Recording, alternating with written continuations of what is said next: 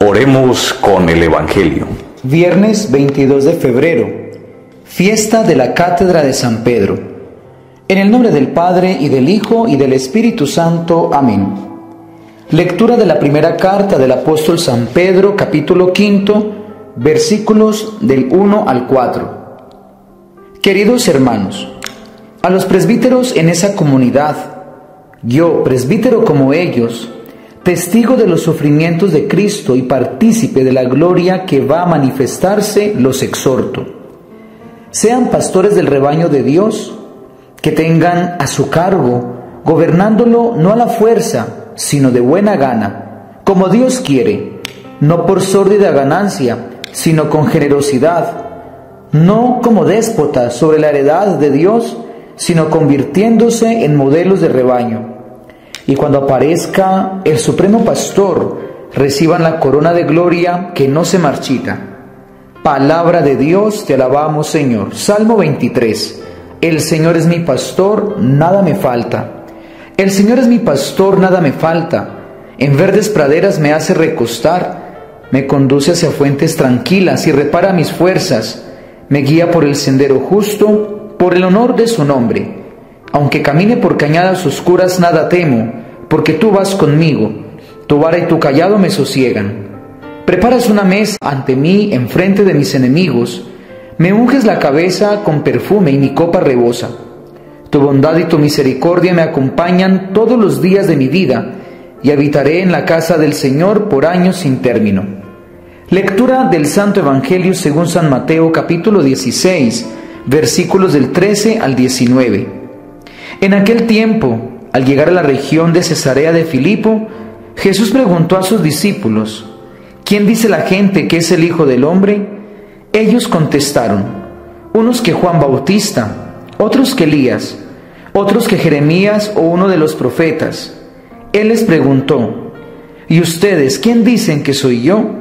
Simón Pedro tomó la palabra y dijo: Tú eres el Mesías, el Hijo de Dios vivo. Jesús le respondió: Dichoso tú, Simón, hijo de Jonás, porque eso no te lo ha revelado nadie de carne y hueso, sino mi Padre que está en el cielo. Ahora te digo yo, tú eres Pedro, y sobre esta piedra edificaré mi iglesia, y el poder del infierno no la derrotará. Te daré las llaves del reino de los cielos. Lo que ates en la tierra quedará atado en el cielo, y lo que desates en la tierra quedará desatado en el cielo. Palabra del Señor. Gloria a ti, Señor Jesús. Muy buenos días, hermanos y hermanas. Un feliz viernes para todos. Quiero de manera especial que hoy oremos por dos intenciones.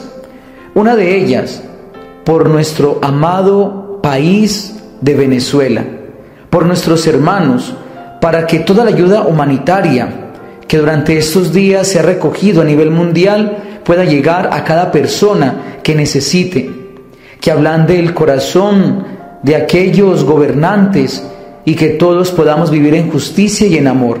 Y segundo, que oremos por nuestra Santa Iglesia. Hoy celebramos la fiesta de la Cátedra de San Pedro. El Papa Benedicto XVI, con respecto a esta celebración, nos dice que se trata de una tradición muy antigua, atestiguada en Roma desde el siglo IV. La cátedra literalmente es la sede fija del obispo, puesta en la iglesia madre de una diócesis, que por eso se llama catedral, y es el símbolo de la autoridad del obispo, y en particular de su magisterio, es decir, de la enseñanza evangélica que en cuanto sucesor de los apóstoles está llamado a conservar y transmitir a la comunidad cristiana. ¿Cuál fue, por tanto, la cátedra de San Pedro? Elegido por Cristo como roca sobre la cual se edifica la iglesia, comenzó su ministerio en Jerusalén después de la ascensión del Señor y de Pentecostés. La primera sede de la iglesia fue el cenáculo, y es probable que en esa sala, donde también María, la madre de Jesús, oró juntamente con los discípulos, a Simón Pedro tuvieran reservado un puesto especial. Sucesivamente, la sede de Pedro fue Antioquía, ciudad situada a orillas del río Orente, en Siria, hoy Turquía. En aquellos tiempos, tercera metrópoli del Imperio Romano, después de Roma y Alejandría en Egipto. De esa ciudad, evangelizada por San Bernabé y San Pablo, donde por primera vez los discípulos recibieron el nombre de cristianos, San Pedro fue el primer obispo hasta el punto de que el martirologio romano, antes de la reforma del calendario, preveía también una celebración específica de la cátedra de San Pedro en Antioquía. Desde allí la providencia llevó a Pedro a Roma. Celebrar entonces la cátedra de San Pedro, como hacemos nosotros, significa por consiguiente atribuirle un fuerte significado espiritual y reconocer que es un signo privilegiado del amor de Dios en nuestra iglesia. Bueno, la palabra de Dios certifica la autenticidad de la autoridad de la iglesia a las verdades de la fe y a la interpretación de las Sagradas Escrituras. Encontramos en este pasaje evangélico que entre los apóstoles hay uno a quien el Padre le ha revelado su identidad. Pedro responde con claridad y sin ninguna duda que Cristo es el Mesías, el Hijo de Dios vivo. Luego Pedro recibe el encargo de las llaves. Él será el encargado de abrir o cerrar las puertas del reino de los cielos. Y además es la piedra, el fundamento, la base donde se construye la iglesia. Los apóstoles, teniendo las mismas obligaciones y facultades de Pedro, le deben subordinación a él. Y también deben darle el primer lugar a Pedro, el centro, el vicariato de Cristo. Hoy los obispos desempeñan el papel de los apóstoles, esto por sucesión, y como hace 2000 años, el Papa es el sumo pontífice, el vicario de Cristo en la tierra, ocupa el papel de Pedro. Por eso, mis hermanos, nuestro deber como cristianos es reconocer en la persona del Santo Padre a Pedro, el representante de Cristo en este mundo. Estas últimas generaciones hemos tenido el privilegio de conocer a sumos pontífices muy especiales. Por ejemplo, San Juan XXIII, el Papa Bueno, el Papa del Concilio, a San Pablo VI, el Papa que dio término al Concilio Vaticano II e inició el gran cambio de la Iglesia, el Papa Juan Pablo I, que solo estuvo días en la cátedra de Pedro, pero que con su humildad y su humanidad hablaron más que cualquiera. A nuestro querido y recordado San Juan Pablo II, que con más de 20 años de pontificado llevó a buen término esta barca que es nuestra iglesia. Luego, al nuestro muy amado el Papa Emérito Benedicto XVI, un hombre extraordinario que con su inteligencia y sabiduría se ha convertido en el catequista, en el canónico, en el teólogo más grande de las últimas generaciones y de los últimos tiempos de la iglesia. Y aunque vive todavía, él con plena conciencia renunció en un acto sin precedentes, no por miedo ni por amenazas, sino por falta de fuerzas para dirigir la barca de la iglesia.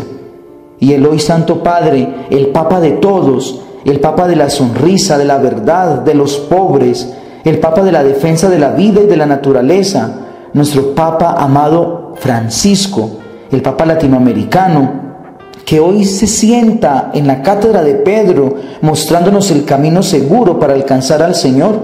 Mis hermanos, ustedes y yo somos conscientes que esto no es nada fácil, que para asumir un cargo como este, no solo se renuncia a sí mismo, sino que necesita de mucha sabiduría venida de Dios. Ahí entramos nosotros a jugar un papel muy importante, y es de orar por el sumo pontífice. Es cierto que la iglesia ha sufrido mucho a causa de nuestras faltas, las faltas tanto de los clérigos como de los fieles, pero la iglesia sigue consolidándose como la institución más seria y fuerte en tantísimas bondades. Pero esto es posible solo si los pastores hacen bien su labor de pastores. Eso lo afirma la primera lectura. Pero los pastores necesitan ovejas obedientes, ovejas en razón de lo que su pastor les dice. Oremos a Dios por el Santo Padre, por los obispos, y pidámosle a Dios que se nos dé pastores según su corazón, buenos, santos y solidarios. Dios los bendiga en el nombre del Padre, y del Hijo, y del Espíritu Santo. Amén.